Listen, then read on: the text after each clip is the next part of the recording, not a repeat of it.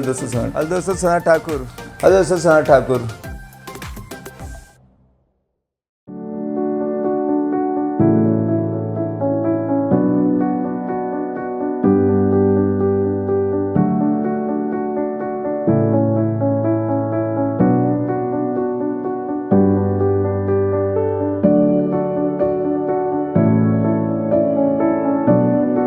Aldous Thakur. Story part 2। जिन लोगों ने अभी तक पार्ट 1 नहीं देखा वो पहले मेरा पार्ट 1 देख लें। और अब ये स्टार्ट होता है। अब मैं पहुंचा था कि मेरा पहला डील मैंने आचार्य जी के साथ कर दिया था। उसके बाद हमारा सिलसिला चालू हो गया। फिर हम तब तक मैं रेंट के लिए करता भी नहीं था। मेरा एक था कि केवल आउटराइट, छोटा मोटा काम आप नहीं करते, ऐसा था। फिर इसी दौरान क्या हुआ कि एक रिक्वायरमेंट आई थी हमारे को, जो डॉक्टर थे एक, और वो देख रहे थे ग्राउंड फ्लोर पे फ्लैट। ठीक है, उनको कुछ फोबिया था जो कि वो ऊपर नहीं जा सकते, हाइट से उनको ठीक नहीं लगता था, तो वो ग्राउंड फ्लोर पे ही देख रहे थे। और उनके एक ब्रदर ने ऑलरेडी लिया था, और वो है रोहन मिथिला एक सोसाइटी। और तो उनका था कि बस मुझे यहीं पे चाहिए रोहन मिथिला में। और सारे ब्रोकर जो भी थे, जो पूना के थे, मतलब विमान नगर एरिया में है रोहन मिथिला सोसाइटी, बहुत अच्छी सोसाइटी है। वहाँ पे सबको पता था कि ये डॉक्टर साहब ढूंढ रहे हैं। तो मुझे आया तो मैंने वही चालू किया। सारे को लगा था, तो बोलता था कि वो डॉक्टर आनंद है क्या, डेंटिस्ट थे वो। तो सबके पास वो निकलते गया। तो हम ढूंढ रहे थे कि कहीं से यार एक मिल जाए ग्राउंड फ्लोर पे, तो बना बनाया पैसा है, बंदे को और कुछ नहीं चाहिए था, पैसे का कोई प्रॉब्लम नहीं था, बजट का। तो ये दौरान जब हम ढूंढ रहे थे रोहन मिथिला में, तो उनका एक ऑफिस था, मेंटेनेंस का एक ऑफिस था। वहाँ पे हमारा एक दोस्त था, अब उसका नाम नहीं लूँगा, जो कि एमवे में था।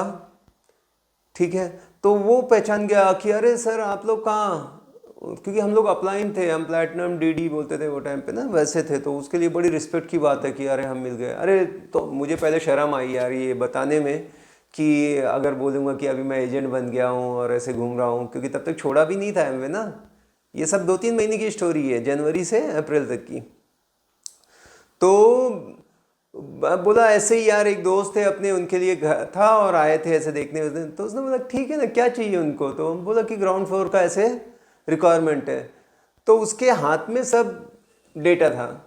तो उसने बोला मैं दे देता हूँ, उसमें देख लो, कॉल कर लो, कोई है तो देने वाला। हम बोले कि यार ये तो ठीक है यार, लॉटरी लग गई। देखो भगवान देता है ना, तो कैसे ऑटोमेटिक चीज़ें होने लगती हैं। कर्म अच्छे करो, सब चीज़ ठीक हो जाएगा। पता है क्या, आप बहुत नहीं भी जानते होंगे, बहुत एक्सपर्ट नहीं होंगे, लेकिन आपने कर्म अच्छे किए और भगवान ने अगर चाह लिया ना, तो आपको कहाँ से कहाँ पहुँचा देगा। वो उसने दिया। अब मेरे खुशी का ठिकाना नहीं। मैं बस गया घर पे, और पहले आदमी को जिसको लगाया ग्राउंड फ्लोर पे फ्लैट, मुझे अभी भी याद है, वो भी एक सिंधी सर थे, मतलब वो भी रियल एस्टेट से ही थे, ब्रोकिंग का काम किया था उन्होंने 30-40 साल पहले, जब कोई जानता भी नहीं था ये वर्ड। सुरेश हेमराजानी नाम था उनका। उनके 2 फ्लैट थे ग्राउंड फ्लोर पे, 2 बेटियों के नाम से लिए थे, एक एच बिल्डिंग है, एक आई बिल्डिंग है, और 2 फ्लैट थे। तो मैंने उसको लगा दिया, सुरेश हेमराजानी, ग्राउंड फ्लोर पे। पहला कॉल, देखो चमत्कार इसी को बोलते हैं भाई। मैंने फ़ोन लगाया कि सर आपको फ्लैट बेचना है क्या। मैं कोई स्क्रिप्ट कुछ नहीं, बिंदास लगा दिया। तो उसने बोला यस बेचना है। मैंने बोला कि क्या सुन रहा हूँ मैं, हो गया काम। कितने का, 1,20,00,000। मतलब तब मेरे को करोड़ थोड़ा सा ऐसा बहुत हैवी लगता था दिमाग में, पता है क्या, मेरा जो भी आप बोलो, मतलब जो है।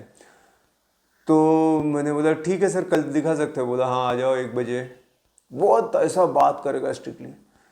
और बोला मेरे 1 नहीं 2 फ्लैट है। मैंने बोला ठीक है सर, करवा देंगे, कल आते हैं 1 बजे। बस मैंने फ़ोन रखा, बोला हो गया काम। सामने वाले का एकदम यही रिक्वायरमेंट है ग्राउंड फ्लोर का, यही बिल्डिंग के पास देख रहा है, और ये मिल गया है। अब मैं कैसे आपको बता नहीं सकता, उछल कूद रहा था मैं बैठ के। दूसरे दिन मैंने फ़ोन किया डॉक्टर को कि आ जाओ देखने। डॉक्टर ऐसा था कि वो बड़ा सुपरस्टिशियस, मतलब वो बोला यार मैं जाता हूँ, कुछ ना कुछ गड़बड़ हो जाता है, हाथ से निकल जाती प्रॉपर्टी, इस बार आऊँगा ही नहीं मैं। उसने बोला कंफर्म है क्या। मैंने बोला कंफर्म है, ये फ्लैट है, ये ओनर से बात किया। उसने बोला कि ठीक है मैं नहीं आऊँगा। देखो कितना वो डेस्परेट था इस फ्लैट के लिए, कि ये भी हाथ से ना निकल जाए। उसने अपने भाई को भेजा दूसरे, एक का केतन आनंद, एक का चेतन आनंद, ऐसे नाम है दोनों, दोनों भाई हैं। एक का लैब है पूरा जो चेक करते हैं सब, और एक डेंटिस्ट है। तो उसने भेजा अपने भाई को और मैं गया दिखाने। ये बंदा एग्जैक्ट 1 बजे आ गया। मेरी पहले से आदत थी आर्मी की वजह से कि मैं एकदम टाइम पे पहुंच जाता हूँ, टाइम का बहुत पंक्चुअल। तो जैसे गए, बस दिखाया, डॉक्टर साहब को तो लेना ही था, उनको कोई इशू था ही नहीं। उन्होंने बोला पसंद है। बोला कितना कम हो सकता है, 1-20? तो बोला, मैं बोला आराम से 1 तक दिला दूंगा, 1-10 तो आराम से हो जाएगा। मैं ओवर कॉन्फिडेंस एकदम से, मैंने कहा इतना निगोशिएट तो होता ही है। मैं गया एकदम स्टाइल में, मेरी चाल ही बदल गई भाई। बोला कि सर ठीक है, पसंद आ गया, बताओ कितना हो जाएगा फाइनल? बोला 1-20 बोला था ना। बोला कि सर 1-20 तो ठीक है, लेकिन कुछ? बोला कुछ नहीं। कुछ कितना कर सकता हूँ मालूम है? तेरा ब्रोकरेज 1% देने वाला हूँ, 1 लाख कम करके, चाहिए तो 1-19 में कर देता हूँ। मैंने बोला सर क्या मज़ा आ गया सर, देखो बहुत सीरियस क्लाइंट है, कुछ करो, करा देते हैं, 1-10 करो। बोला बोल दिया मैंने, बोल दिया, अब बाहर निकलो। मैं बोला बड़ा यार वो यार अकड़ू आदमी है यार। बोला चाहिए बाहर चलते हैं, चाय पीते हैं, बात करते हैं, प्राइस पे बात मेरे से नहीं करना। मेरी तो हवा टाइट, मेरा मुंह ही ऐसा। मैं बोला यार ये तो खुद ही अपन थोड़ा सा ऐसा मुश्किल लग रहा है। तो उसके पास गया डॉक्टर साहब को, मैंने बोला यार ये आदमी तो एकदम ऐसा बोल रहा है। डॉक्टर बोला कोई बात नहीं, 1-20 okay, I am fine. 10 lakh का चेक, हेलो क्या दिन रहा होगा सोचो। अपन सिखाते हैं, ट्रेनिंग देते हैं, ऐसे बात करो, ऐसे निगोशिएट करेंगे, ये बोलेंगे, फिर ये बढ़ाओ, ये कम घटाओ, ऐसे कर। कुछ नहीं, जब आएगा ना आपका टाइम भाई, ऐसे होगा। सारी जो गलत चीजें कर सकता था मैंने किया। और कॉन्फिडेंट, डॉक्टर को बोला 1-10 दिला दूंगा, इसको बोला ऐसे, ये जो भी है। मेरे को मालूम नहीं स्टैम्प ड्यूटी कितनी लगती है, रजिस्ट्रेशन, क्योंकि उस दिन मैं अकेला गलती से चला गया था, आचार्य सर आ नहीं पाए थे किसी वजह से, तो मैं फंस गया। मैं बोला यार क्या है, बोलो यार कुछ भी, देखा जाएगा।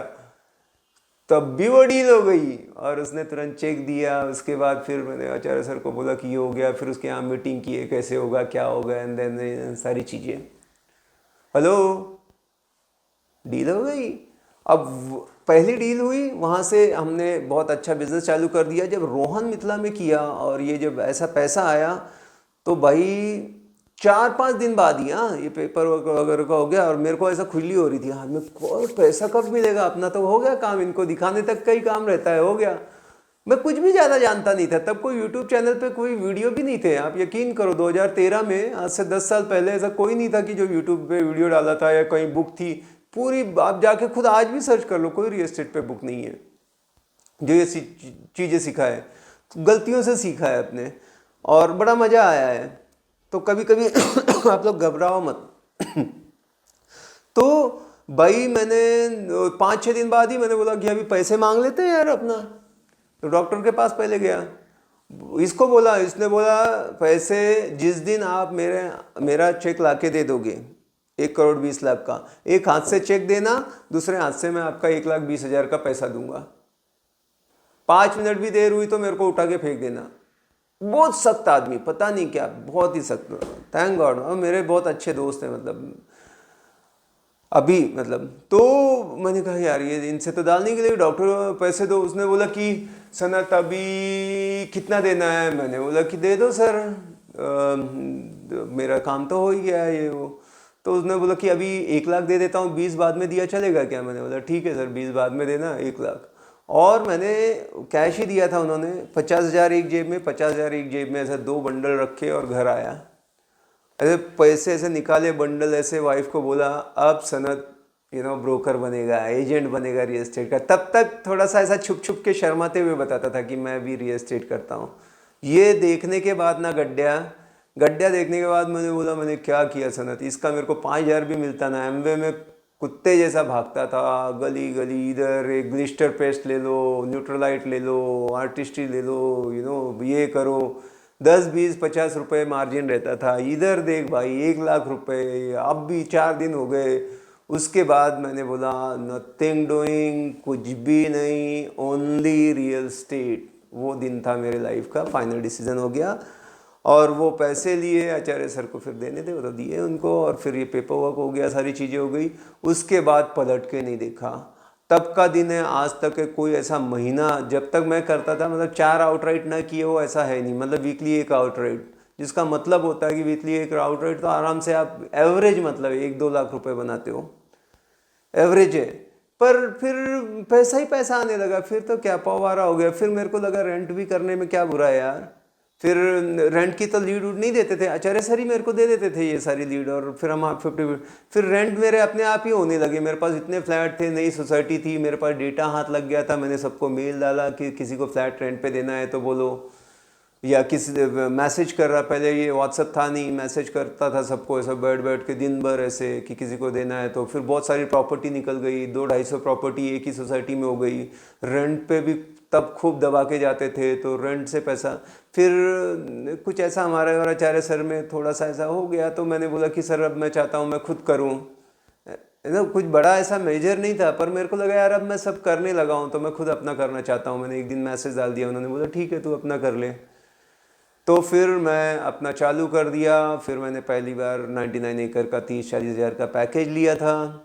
उसके बाद लीड आने लगी तो मेरे तो मज़े, पहले एक लीड आती थी बस उतना ही था। अभी तो क्या है, हर दिन 2-3 लीड आने लगी। फिर मैं खुद काम बहुत करने लगा, और दिन रात अकेला ही, मतलब मेरे ऐसे चाबी, मेरी जीन्स की पैंट थी उसकी चाबी ऐसे रखता था, बड़े बड़े गुच्छे वो फट जाते थे मेरे जेब, क्योंकि इतना लोड ले लेके कि इतनी चाबी मेरे पास डायरेक्ट थी। तो फिर हिट होने लगा, अकेले ही काम करने गया, रेंटल भी हो रहा है। तो फिर मैंने जो विपिन शर्मा बंदा था जो मुझे मिला था, मुझे लगा यार वो बंदा बड़ा काम का था वहाँ पे, तो उसको मैंने ऑफ़र दिया कि आ जा यार, वहाँ जो भी मिलता है उससे ज़्यादा देंगे। उसको फिर उठाया, वो आ गया मेरे साथ। तो मैं घर से ही कर रहा था, मतलब मैंने कोई ऑफिस वगैरह तब तक नहीं लिया था। फिर वो बंदा मिल गया तो मैं कोऑर्डिनेट करने लगा, फ़ोन पे डील सब मैं देखने लगा, खाली दिखाने का काम वो करने लग गया। तो उससे मेरा बिज़नेस डबल हो गया एकदम से, क्योंकि मेन जो काम डिसीज़न के जहाँ पे मेरी ज़रूरत है मैं करता था, बाकी ये बंदा करने लगा। हम दोनों में इतना पैसा, पैसा मतलब पानी जैसा, कोई दिन नहीं था कि 20-50 हज़ार नहीं आता था। बहुत पैसे वो टाइम पे छापे। तो उसके बाद तो लाइफस्टाइल ही बदलने लगी दनादन। फिर मेरे को लगा कि यार अभी अपन भाग भाग के कब तक करेंगे। तो एक दिमाग लगाया कि अगर ऑफिस अगर रोहन मिथिला के पास ही मिल जाए तो फिर उधर ही घूम रहा था। पहले मैं कभी कभी थक के, ऐसा नहीं कि फ्रेश होने के लिए एक आध सिगरेट पीने चला जाता था, तो एक पान टपरी पे गया, संजय पार्क का एरिया है वहाँ पे। मैंने बोला यार कि कोई है क्या रेंट का आसपास, तो उसने बोला एक है बाजू में, एक ऐसा ही घर सा था, उसमें उसने बकरी वकरी बांध रखी थी। तो उसको मैंने पहला 7 या 6 हज़ार में मेरे ख्याल से मैंने रेंट पे वो ऑफिस लिया। उसमें फिर एक बोर्ड वोर्ड फिर लगाए, और सेकेंड हैंड फर्नीचर लिया मैंने, सोफ़ा एक डाला था, और वो कैबिन वगैरह भी किसी का ऐसे सब सस्ते में ही सेटअप कर लिया, टेबल चेयर सब सेकेंड हैंड ऐसे। तो पहला ऑफिस इस तरह से हमारा आया बिना ज़्यादा खर्चे के। फिर मुझे लगा और एक आदमी की ज़रूरत है, तो फिर ऐसे कर कर के जो भी है ऐड वगैरह डालने लगा। वो भी OLX और क्विकर पे ही ऐड डालता था, कोई ना कोई आते थे तो रखा, पर कोई मिला नहीं। पर उसी दौरान एक मेघा नाम से हमारे लिए एक क्लाइंट आई सिंगापुर से, उन्होंने बोला कि मुझे फ़्लैट चाहिए, और उनको सर्विस दी। फिर उनसे काफ़ी सब अच्छा रिलेशनशिप जैसे बिल्ड हो गया। तो मेरा एक दोस्त था, उसने बोला यार तेरा इतना पैसा कमाता है तो ज़्यादा ऑफिस में अच्छे लोगों को रख, थोड़ा सा थोड़ा सा बना थोड़ा। तो फिर मैंने बोला अच्छे लोगों को, तो मेरे ध्यान में आया किसको, तो इनको फ़ोन किया कि कुछ और ऑफिस में हमारे ऐसी ज़रूरत है। उन्होंने एक्सेप्ट कर लिया, वो आ गई, उन्होंने भी टेरिफिक काम किया। फिर हमने और एक निखिल नाम का बंदा हायर किया। तो ऐसे करके हमारा फिर जो चल पड़ा कि बाप रे बाप। तो फिर मैं खाली एक सोसाइटी में काम करता था, मरने की फुर्सत नहीं थी। फिर मेरे लिए एक रेंट वाला हो गया, एक सेल वाला हो गया। इसी दौरान बीच में मेरा एक मुन्ना भाई करके था, वो भी काफ़ी सपोर्ट करते थे, प्रेम नाम है उनका, मेरे आज भी बहुत अच्छे दोस्त हैं, उनसे काफ़ी चीज़ें सीखी। तो वो ऐसे एज ए जॉब नहीं, बट पार्टनरशिप में मैं उनको लीड और हेल्प दूंगा, जो भी होगा 50-50 करेंगे। तो फिर हम काम करते रहे, और मैंने, आप यकीन नहीं मानेंगे, 9 साल, अभी 10वां साल अभी कंप्लीट होगा इस जनवरी को, आज मैं वीडियो बना रहा हूँ। तो एक ही सोसाइटी पे पूरा काम किया। बड़ी सोसाइटी थी, 50 एकड़ में सोसाइटी थी, लगभग 2000 फ्लैट थे, उन्हीं को सर्विस देते रहा, बाकी मैंने ज़्यादा कुछ किया नहीं। बट उससे क्या हुआ कि मेरी मोनोपोली हो गई वो सोसाइटी में, और हर कोई बच्चा बच्चा जानने लगा कि यार यहाँ पे काम करना है तो ये बंदा बैठा हुआ है। और वहाँ से ही मैंने जो भी कमाया, आज जो भी मेरा ऑफिस है, जो मेरी लाइफस्टाइल है, जो भी ज़िंदगी में मैंने हासिल किया, 2 बच्चों को पढ़ाया लिखाया, बेटी की शादी कर दी है, बेटा मेरा यूएसए गया है, शिकागो में पढ़ने के लिए। बहुत बड़ा खर्चा आता है, करोड़ रुपए का खर्चा आता है एक वहाँ पर पढ़ाने के लिए जो मैं पढ़ा रहा हूँ। एक रियल एस्टेट एजेंट से यहाँ तक पहुँचना ये बहुत बड़ी चीज़ होती है। और ये सारा क्रेडिट, मैं ये नहीं कहता कि मैं इतना स्पेशल हूँ, भगवान की दुआ रही, माँ बाप की दुआ रही, बहुत सारे दोस्तों ने साथ दिया, और स्पेशली जो मेरे ऑफिस में जिन जिन ने भी काम किया उन्होंने जी जान से काम किया। अभी विपिन शर्मा जो हैं वो अपना खुद का ऑफिस चलाते हैं, काफ़ी अच्छा सेट है। निखिल भी अपना खुद का ट्राई कर रहा है, मुझे किसी से कोई शिकायत भी नहीं है, क्योंकि उन लोगों ने मुझे आज यहाँ तक पहुँचाया है। और कहीं ना कहीं हर किसी को एक दिन तो अपना करना ही होता है, किराए का घर हमेशा तो नहीं कोई रहता, खुद का घर तो हर कोई चाहेगा, तो मुझे कोई रिग्रेट नहीं है। तो इस तरह से मेरी रियल एस्टेट की जर्नी का ये सेकंड पार्ट था। अब ये सेकंड पार्ट यहाँ तक पहुँच के हो गया, लेकिन अब बीच बीच में जो क्रक्स हैं वो मैं अगले पार्ट में आपको बताऊँगा कि जो जो स्पेशल डील हुई और उसको मैंने कैसे टैकल किया, क्या चैलेंजेस आए। कई बार ऐसे लगा कि क्या मैं कंटिन्यू करूँ या मुझे छोड़ देना चाहिए, कई बार बहुत अच्छा भी हो गया। तो मैं शेयर करूँगा अगले वीडियो में। स्टे ट्यून, मिलते हैं अगले वीडियो में। Bye bye, take care, thank you.